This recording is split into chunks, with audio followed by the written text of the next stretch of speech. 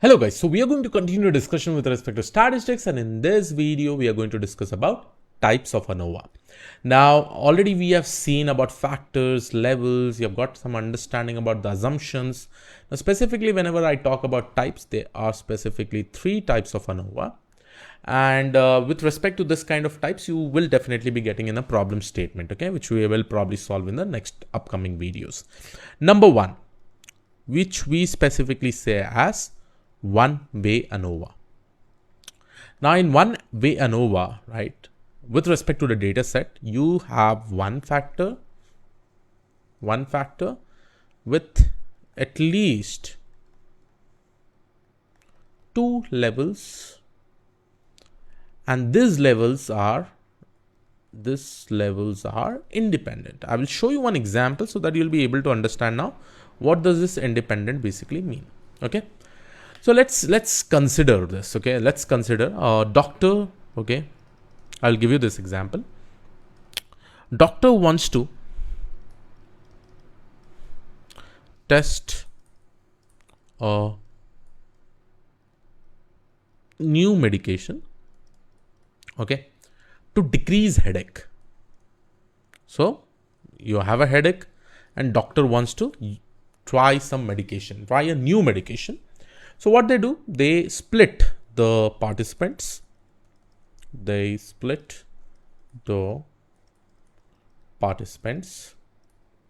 In 3 conditions, okay, or 3 groups, you can basically say.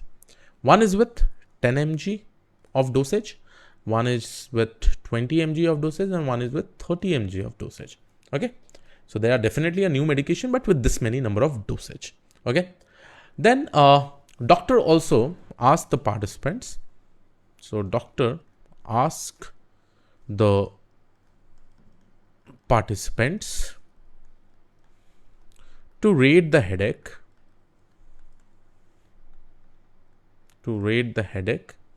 between 1 to 10. Okay, so this is basically what the doctor is specifically wanting. Okay, now in this scenario over here, obviously with respect to the factor, when I talk, medication will be your factor.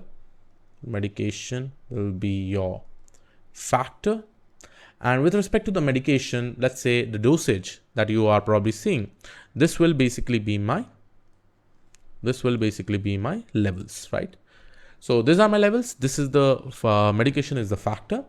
And one more very important thing is that the levels are independent. See, this dosage of medicine is independent to this dosage. There's nowhere relationship. These both are different medication. Now, with respect to this, there will be some sample of people. Let's say they had this particular medicine and they are giving the rating as 5 between 1 to 10. This can give 7. This can probably give 2. This can give 3, 4, 6. They can give different values based on the effect of the medicine. Right. So this is what specifically we talk about when levels are independent. Okay. And medication over here is definitely the example of that. Now let's go to the second type. Okay. Second type is basically called as repeated measures ANOVA. Okay. Now in repeated measures ANOVA, here you have one factor with at least 2 levels, and here you can basically say levels are dependent. Okay, so I hope you have understood this. Levels are dependent. Now let's see with respect to this particular example. Let's consider I'm talking about running. Okay, now this running, well, let's consider this is a factor. Now with respect to running, right, if I've selected a sample of people and I'll tell that try to run day 1, in day 2 and in day 3. So the same person is actually running for in the day 1, day 2, day 3. So here now you can see the levels are dependent because the same person is running. First day he or she may run 8 kilometers. Second day 5 kilometers, 4 kilometers, like that. We go to the next row. Let's say the next person probably runs 7 kilometers on the first day, then 4, then 9. So this kind of combinations, they may have different data, right?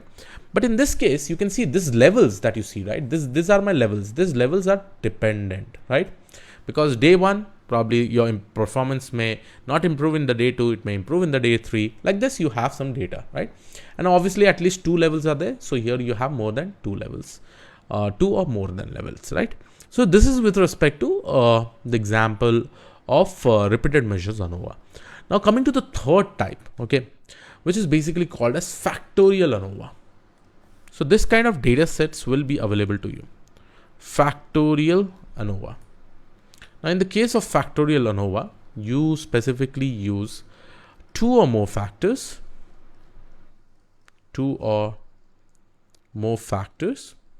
each of which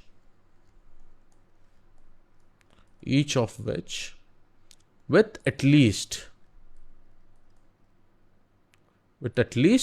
2 levels, okay, with at least 2 levels, and this levels can be independent or dependent. Okay, so here what we are basically saying, 2 or more factors. Obviously when we say factors, let's consider an example. Now the same example I can consider, right? Let's consider this running example. So I have this data, let's say this is my running data, and this is the running data. One factor is present over here. I will have different values like 9, 4, 3, 2, 4, 6, 7, 8, 3, right? Let's consider this. Now this is one of my factor, obviously, and these are my levels. Now we can have one more factor over here, right? Let's consider gender as one factor, and here I'll try to split the gender based on male and female. Let's consider that this data that you see over here, the top 2 data is specifically with respect to the male. So this is definitely one factor. This is my another factor, right? Now with respect to this particular factors and levels, gender is one factor. So this is specifically one factor, and these are my levels, right?